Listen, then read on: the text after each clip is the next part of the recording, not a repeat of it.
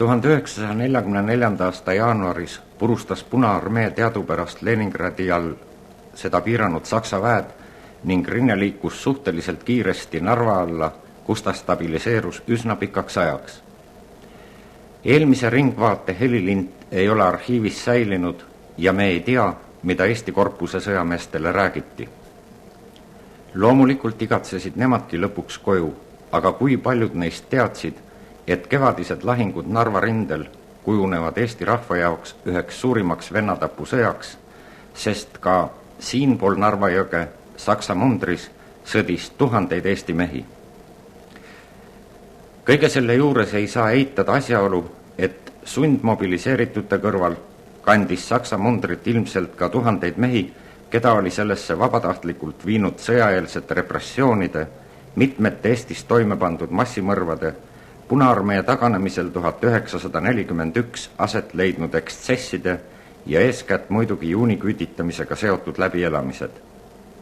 Võib-olla ka hirm sääraste asjade kordumise võimaluse ees, mis nagu ajalugu hiljem näitas, kahjuks ka põhjendatuks osutus. Sündmusi Narva rindel kevadel 1944 kirjeldab ajaloolane Evald Laasi üsna konspektiivselt oma artiklis Tallinnas 9. märtsil 1944. Pikki ajalehe artikleid ei ole arusaadavatel põhjustel teleekraanil võimalik loetavalt näidata, aga igaüks võib nendega lähemalt tutvuda Rahva Hääles number 58 8. märtsist 1989. Tsiteerin Evald Laasi artiklit, mille illustratsiooniks jälle needsamad Nõukogude informbüroo teadaanded. Siin rinne stabiliseerus ning korduvad katsed vallutada Narvat ning tungida Eestisse ebaõnnestusid üksteise järel. 6. märtsil 1944 likvideeriti Punaarmee viimane platsdarm Narva jõe läänekaldal Narva linnast põhja pool, Siivertsi surnuaedade piirkonnas. Samal ööl jätkus nagu kättemaksuks 8 tundi kestnud õhurünnak Narvale, mis linna täiesti hävitas. Esialgu jäid imekombel terveks ainult Hermanni torn ja Raekoda. Narvat, nagu ka pealinna Tallinnat ja mitmeid teisi Põhja-Eesti keskusi, ründas Nõukogude lennuvägi aga veel korduvalt. Ja viimase töö tegi ära suvine kahurituli. Nõnda siis Narva linn tegelikult purustatigi. Ja jälle tsiteerin Laasit. Narva purustamine oli mõttetu tegu, sest Saksa vägesid linnas üldse ei olnud. Need paiknesid positsioonidel Ivangorodis ning jõekallastel põhja ning lõuna pool linna. Narva hävitamisel oli lisaks ainulaadse barokkansambli kaotsiminekule veel ränk rahvuspoliitiline tagajärg. Linna eestlastest elanikkond hajus üle Eesti laiali. Niisugune oli siis Narva lugu aastal 1944.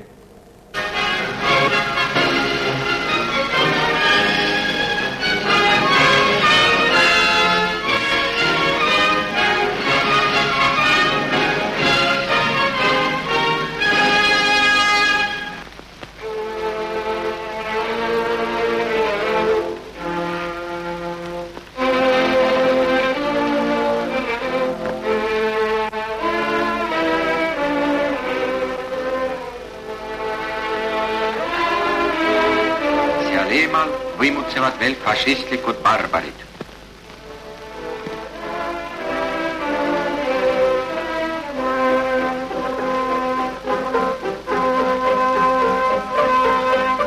Punaarmee üksused koonduvad vabastama Narvat, kuulsusrikka minevikuga tööstuslinna, Eesti ja Vene rahva ajaloolise sõpruse ja koostöö kehastust.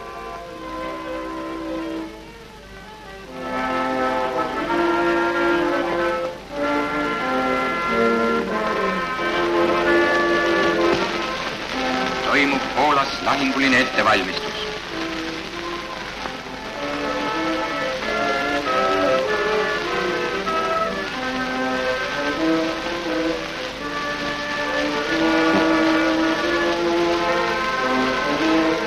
Peale tungivate väekoondiste juhataja kindralleitnant Petjuninski annab viimaseid korraldusi.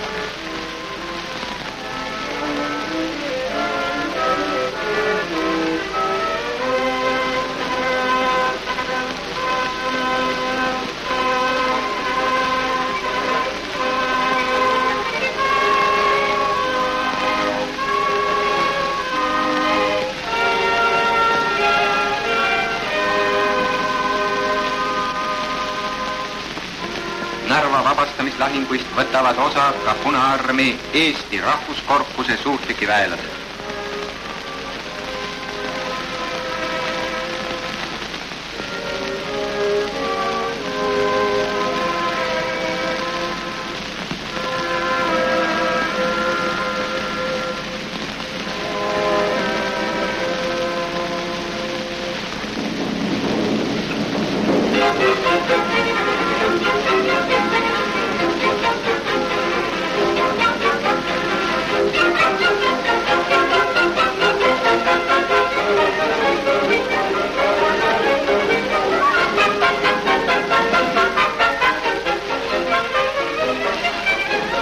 Piinatud linnale kutsub meie võitlejaid pingutama kõiki jõude, et kiiremini päästa linna fašistide käest.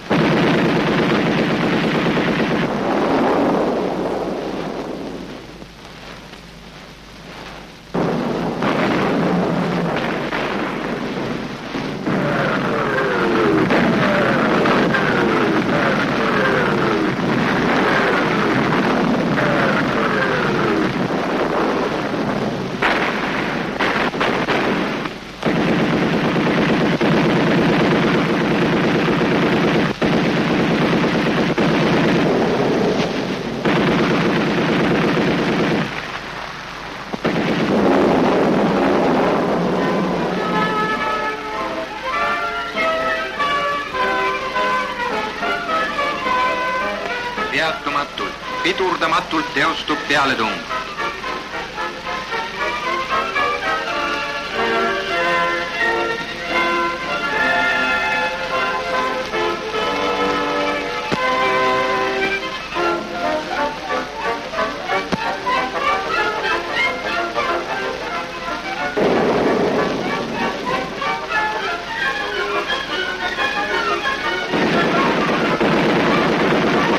Vägi ületab võimsa jõe ujuvsildadel, parvedel, paatidel, hoolimata vaenlase intensiivsest tõrjetulest.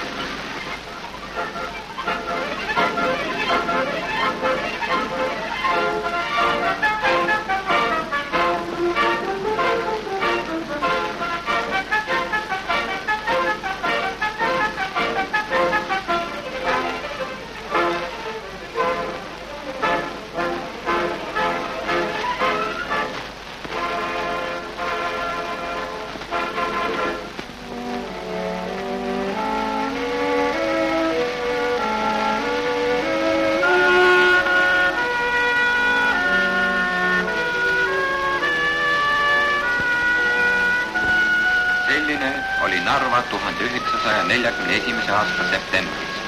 See oli rahvarohke, ainulaad ajaloolisest ehitusist ja mälestusmärkidest rikas linn. Narva raekoda, Kreenholmi manufaktuur.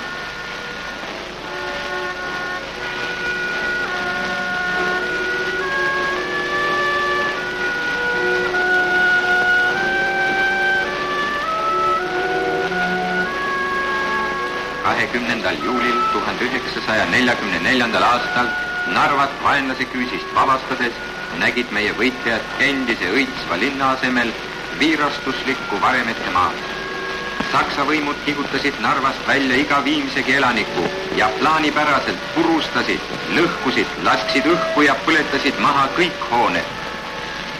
See, mida fašist on jätnud Kreenholmist Narva kosel.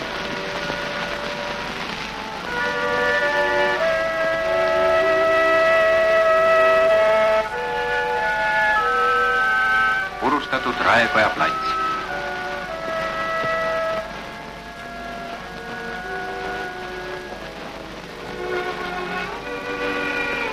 Neis tänavais elas, töötas ja veetis õnnelikke jõudetunde Eesti rahvas.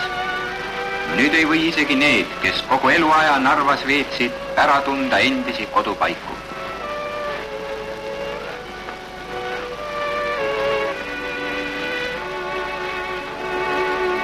Fašistid mineerisid kõik, mida nad ei jõudnud purustada. Sadade avastatud ja kahjutuks tehtud Saksa miinide ning sürpriiside hulgas leiab Punaarmee minöör aegsütikuga miini, mille kellamehhanism oleks hävitava plahvatuse esile kutsunud alles 21 päeva hiljem.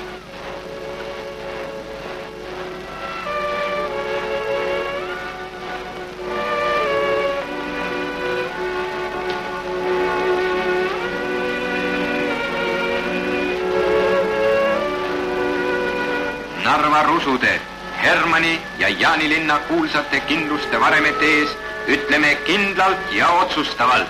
Narva ei kao, küll aga tabab halastamatu häving ja kättemaks tema alatuid purustajaid. Eestlaste sitkete töökätte pingutusel ja kõigi nõukogude rahvaste toetusel tõuseb Narva uuesti varremeist, kaunimana ja võimsamana kui kunagi enne.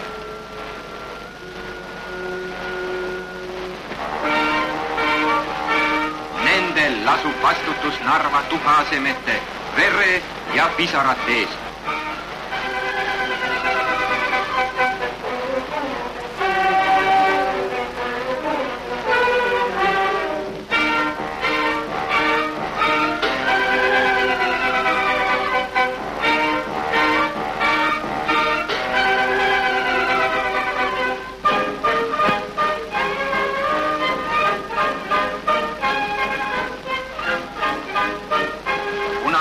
Pealetung jätkub. Edasi Tallinna. Edasi läände.